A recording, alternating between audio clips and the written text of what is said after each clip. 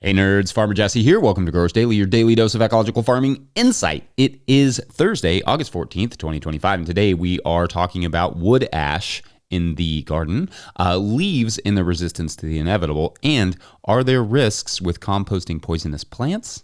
So let's do it.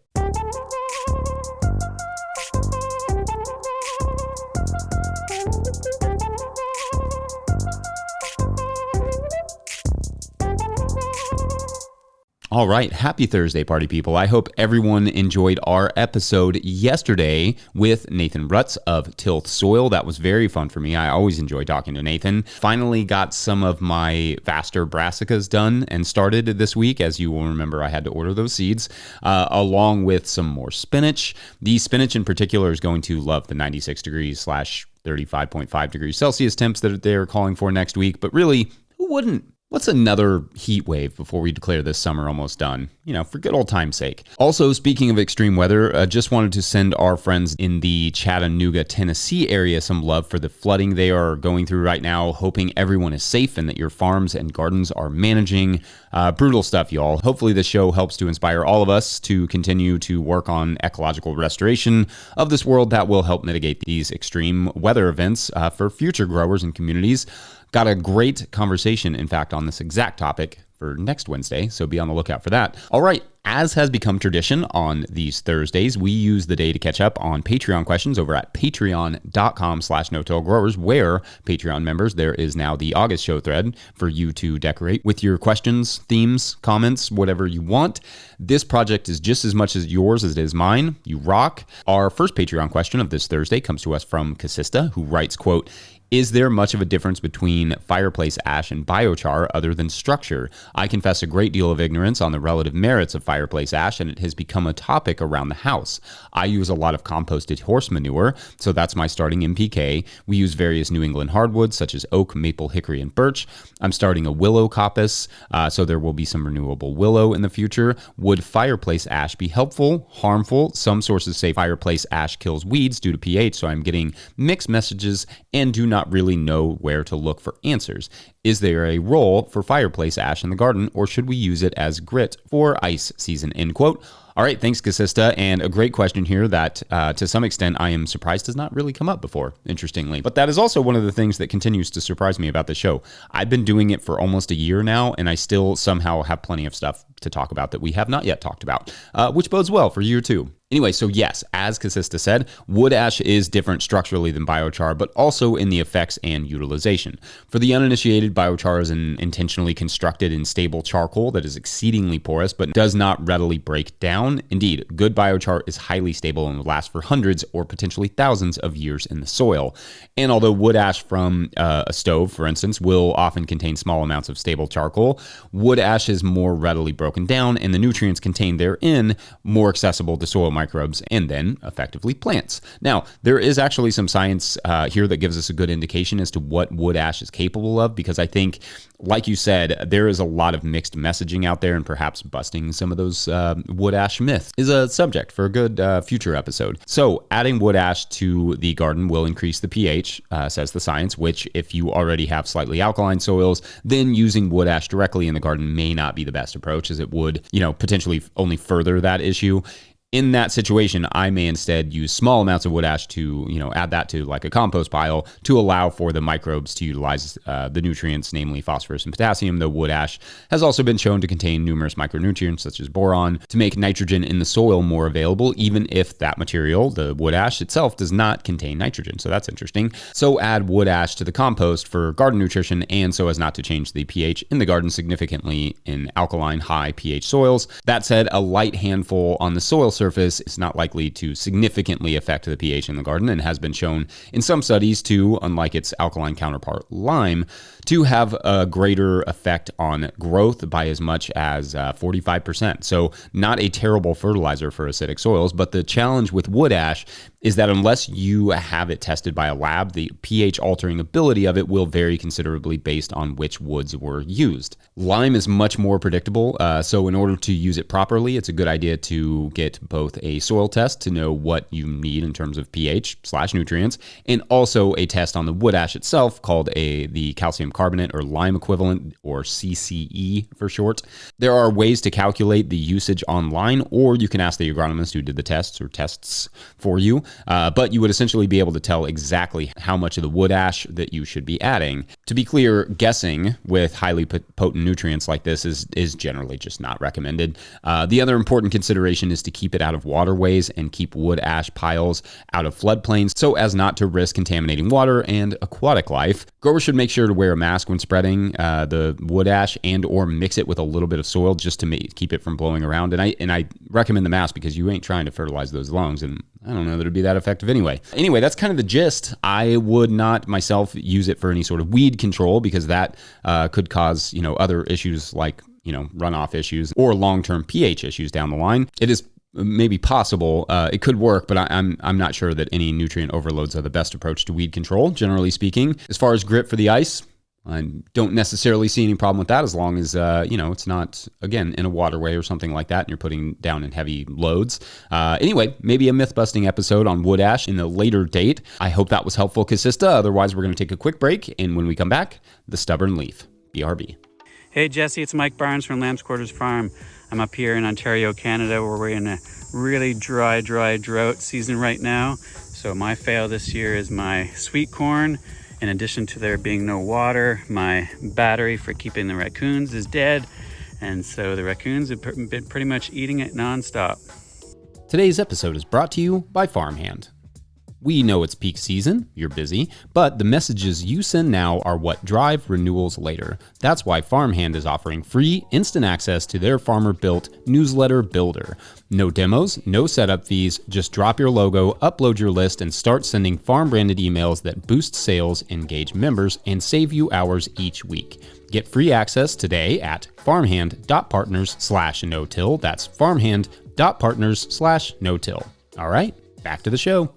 If you, the listener, are enjoying this podcast, getting even a small amount of value from it, consider supporting our work over at patreon.com/no-till-growers. I will try to get to questions from everywhere that questions come in, but I will always get to your Patreon questions. Now, today's second Patreon question comes to us from Patreon member Dwight Yoder, who writes, quote, I have a constant flow of kitchen vegetable waste, about 2 to 4 gallons per week for composting, but room for only one compost pile. I use a flexible circular container for composting, 4 feet high and 4 feet in diameter. I turn the pile every 5 days or so and incorporate the new material into the pile. It heats up to 130s and then over the next few days decreases to about 115. We're talking Fahrenheit. Before I add new material when I turn the pile. The base carbon material is live oak leaves, which fall in March and break down very slowly. Despite the frequent turning and incorporating of new nitrogen into the pile, the leaves are still fairly intact after 4 months. I have been assuming that the constant recreation of the thermophilic environment was a good thing, but the process is slower than I thought. Am I on the right path? Do I need to do something different or just be more patient? End quote. All right, great question here, Dwight. Love this.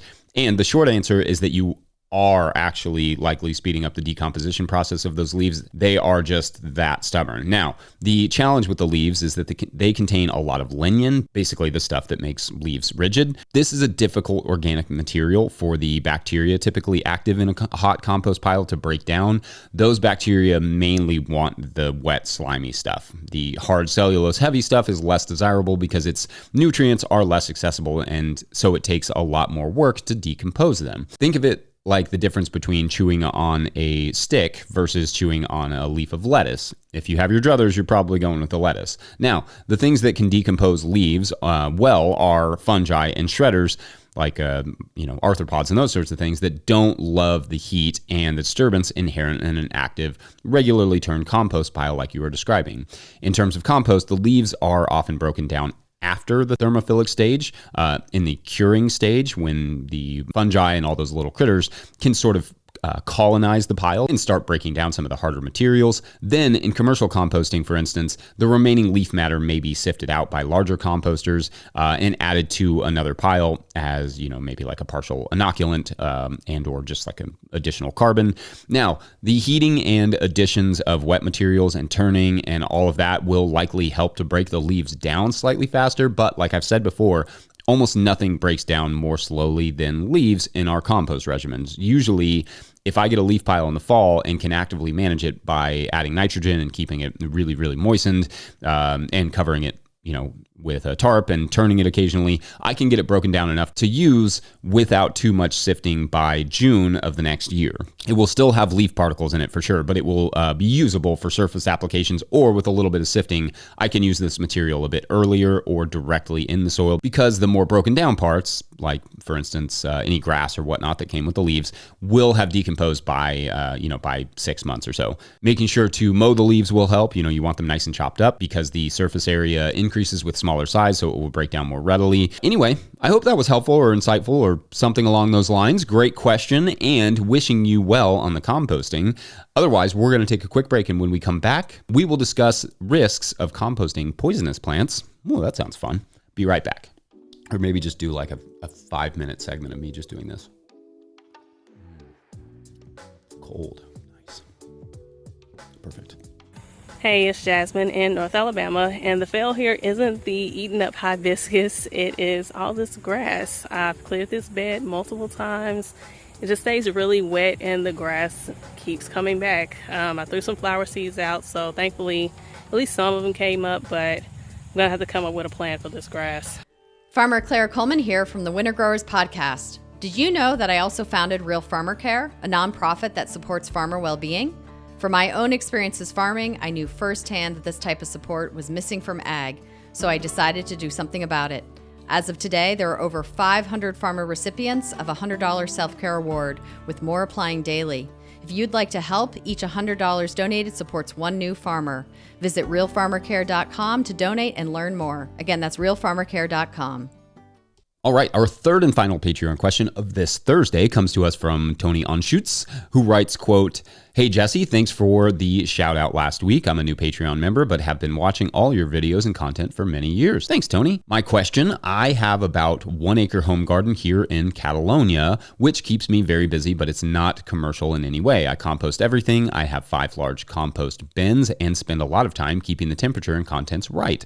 I recently found that oleander is poisonous. Also, I have a lot of moonflowers / trumpet flowers that I also compost. Is that a bad idea that I use those in my compost? They represent less than 5% of the total inputs, but I don't know how those toxins compost or would permeate my soil. I'm trying very hard to fix the old clay soil that has been tilled and chemicalized for many years, and after 3 years, I'm finally starting to see some results, adding a lots of carbon and compost every year since I started. Thank you so much for all your podcasts and information.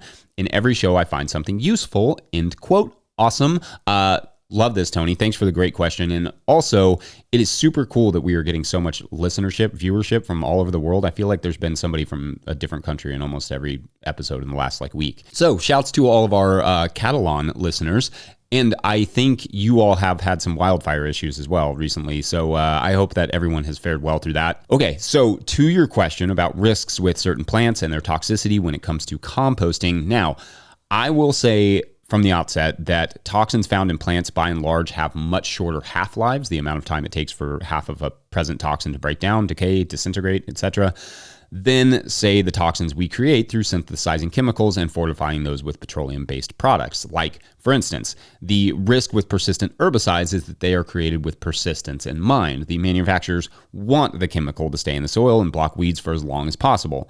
That is kind of their point. For chemicals in plants, they are not that selfish. They just want to protect themselves and their progeny, so those chemicals do not tend to last quite as long after the plant has died or been decomposed. Even some of the more persistent natural chemicals like juglone from walnuts, for instance, will decompose in well-managed compost piles pretty readily, kept moist and turned properly, of course. Although maybe there are exceptions for basically any and every toxic plant that I can think of, a well-managed compost pile will deconstruct and render harmless pretty much any residual chemicals. The concerns in compost piles would be any synthetic chemical residue or heavy metal contained on the plants being composted, even trees. Things like poison ivy or poison oak could be a concern if the compost pile is not managed well and the leaves or branches are not adequately decomposed. But in a well-managed compost pile, this should it really shouldn't be an issue. And I might just recommend wearing gloves when you handle it just to be on the safe side, but by and large, there should be no issue there. Leaves from golf courses can sometimes contain large amounts of herbicides, so be careful where the materials come from. That's an important factor.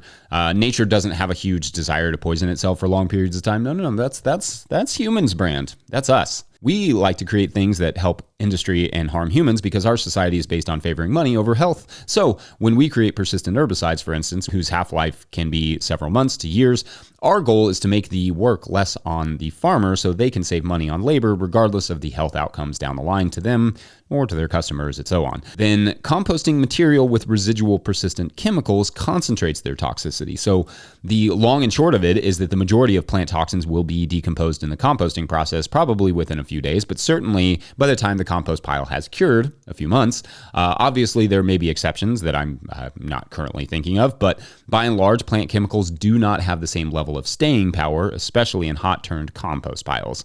Man-made chemicals and heavy metals, often applied by humans, however, not so much. They kind of like to stick around. So anyway, let me know your all's thoughts, and I hope that's helpful. Otherwise, I think we are going to call it a Thursday. Don't forget, No-Till Growers is now officially a nonprofit 501c3, so donations are tax deductible and greatly appreciated. You can learn about how to do that in the show notes. Please make sure to like and subscribe and or follow wherever you're getting this podcast. That's an easy way to help us out as well.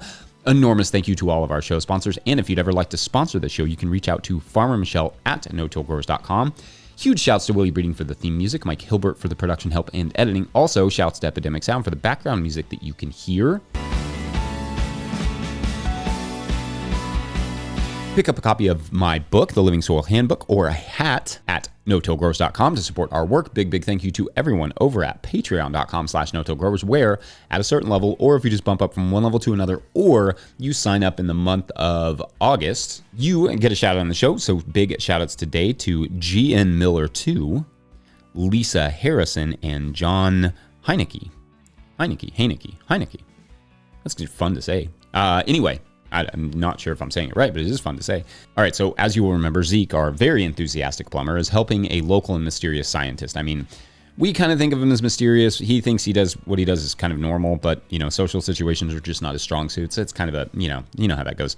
Anyway, as Zeke is snaking the drain where the clog is, the tool is suddenly yanked out of his hands and slams against the drain. The scientists ask Zeke what would cause such a reaction, and Zeke laughs. Absolutely nothing that should be in a drain would cause that reaction. So Zeke tells the scientist he's going to have to cut the pipes and investigate.